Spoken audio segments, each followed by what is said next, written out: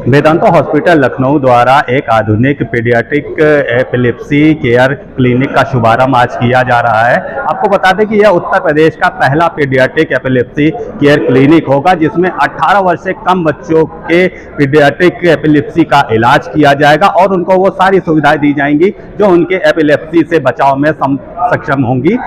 इसके अवसर पर एक विशेष प्रेस वार्ता का आयोजन आज वेदांता हॉस्पिटल लखनऊ में किया गया है। आइए आपको सीधे ले चलते हैं इस प्रेस वार्ता में। वेदांता हॉस्पिटल लखनऊ द्वारा विशेष रूप से बच्चों को समर्पित पीडियाट्रिक एपिलेप्सी केयर क्लिनिक का शुभारंभ किया गया।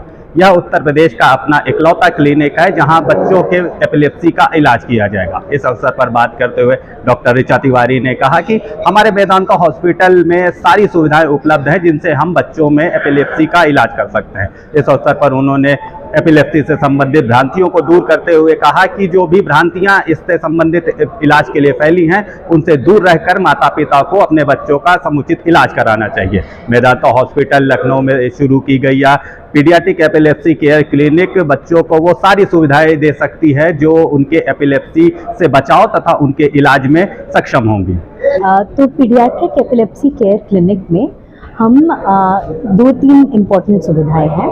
पहली, we have a team of specialised doctors. वो डॉक्टर्स अवेलेबल हैं जो कि पीडियाट्रिक न्यूरोलॉजी में ट्रेंड हैं या फिर जो एमडी पीडियाट्रिशियंस हैं और न्यूरोलॉजिस्ट। तो वी हैव स्पेशलाइज्ड कंसल्टेंट्स। दूसरी सुविधा, हमारे पास वीडियो ईईजी की फैसिलिटी अवेलेबल है जो कि बहुत कम सेंटर्स में यूपी में अवेलेबल है। और हमारे पास बहुत अच्छे ट्रेन टेक्नीशियंस हैं, ट्रेन स्टाफ है जो ये ईजी को बेस्ट क्वालिटी में कर सकते हैं and we have good reporting facilities for this EEG. तीसरा, एपिलेप्सी की जांच के लिए जो एमआरआई, जिनको हम 3 टेस्ला एमआरआई कहते हैं, और उसमें कुछ स्पेशलाइज्ड प्रोटोकॉल्स होते हैं, एपिलेप्सी प्रोटोकॉल, हार्नेस प्रोटोकॉल, किस तरह की एमआरआई करनी है और कौन सी अधिकतम अच्छे तरीके की एमआरआई, वो सारी हमारे यहाँ उपलब्ध है।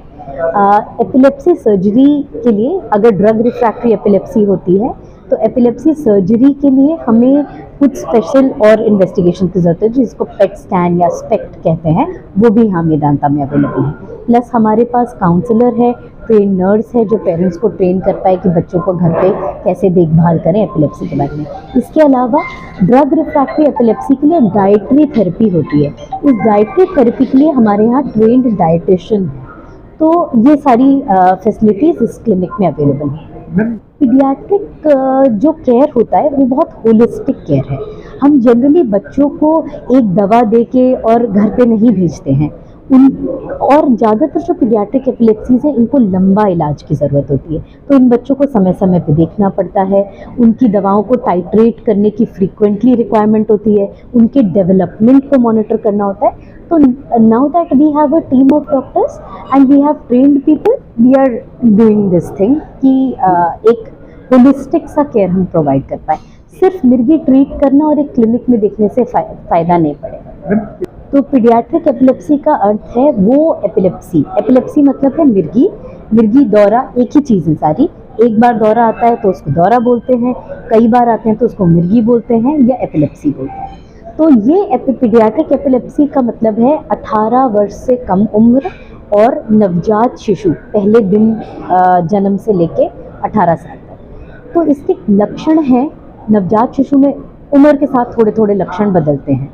जो एक मिर्गी जिसे हम कॉमनली जानते हैं, शरीर का ऐंठ जाना, दांत बिछ जाना, आँखें ऊपर चढ़ जाना, झटके आना, ये एक कन्वल्सिव सीजर्स जिसको हम जनरलाइज सीजर बोलते हैं। इसके अलावा कुछ सीजर्स होते हैं जिनको फोकल सीजर्स कहा जाता है, एक अंग का फड़कना, एक तरफ देखने लगना, गुमसुम हो जाना, सटल सीजर्स। नवजात शिशु में सिर्फ अजीब से लिप स्मैकिंग करना, अपने बिहेवियर में अचानक बदलाव आ जाना, ये सारे बच्चों में मिर्गी के लक्षण हो सकते हैं। इनके उपचार जो हैं वो इनके कॉज पे डिपेंड करते हैं। तो जैसे बुखार होता है, बुखार के कईयों कारण होते हैं, वायरल का बुखार, मलेरिया का बुखार, इसका बुखार, वैसे ही मिर्गी एक लक्षण है, उसके कईयों कारण होते हैं। तो उन कारण को ढूंढना और उस कारण का इलाज करना, ये इसका इलाज होता है। मिर्गी को लेके बहुत सोशल स्टिग्मा है, बहुत भ्रांतियां हैं। पहली चीज़ तो मिर्गी एक पर्सन से दूसरे पर्सन नहीं फैलती। एक परिवार में कई लोगों को मिर्गी हो सकती है, पर वो वैसी मिर्गी होती है जो आनुवांशिक होती है, वो भी छुआछूत से नहीं फैलती। दूसरी चीज़, ये कोई हवा बयार, माता रानी, ये वाले चक्करों से, भूत प्रेत से, इन सब से नहीं होती है। मिर्गी एक ब्रेन के सर्किटरी में एक फॉल्ट है, ब्रेन के न्यूरल सर्किटरी में, जो कि एक तार तरीके के बिछे हुए हैं, उसमें एक फॉल्ट है, और इसके कारण ढूंढने से हम इसको काफ़ी हद तक क्योर कर सकते हैं, इम्प्रूव कर सकते हैं।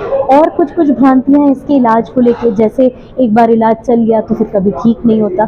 तो बहुत सारी मिर्गी एज लिमिटेड होती है, मतलब कुछ एक पर्टिकुलर एज पे जाके इम्प्रूव हो जाती है, या फिर उनके कारण जो है उसको ठीक करने पे इम्प्रूव हो जाती हैं। दूसरा, मुंह में चम्मच डालना, जूता मारना, जूता संभालना, चाबी पकड़ाना, ये सारे इसके इलाज नहीं है। इसको प्रॉपरली हमको दवा से ट्रीट करना है, कंट्रोल करके रखना है, उससे हम बच्चों को काफ़ी अच्छा इम्प्रूवमेंट दे सकते हैं। दवा के अलावा दो हमारे पास बहुत अच्छे ऑप्शंस होते हैं। जब कोई भी मुर्गी 2 या 2 से अधिक ड्रग से रिस्पॉन्ड नहीं करती, तो हम उनको डाइटरी थेरेपी दे सकते हैं। डाइटरी थेरेपी खान पान का एक पर्टिकुलर तरीके से बदलाव होता है, कुछ पर्टिकुलर रेशियो में, जिस डाइटरी थेरेपी से हम जिनको असर नहीं आया है 50% लोगों को अच्छा असर दे सकते हैं, जिसकी फैसिलिटी मेदांता में अब उपलब्ध है।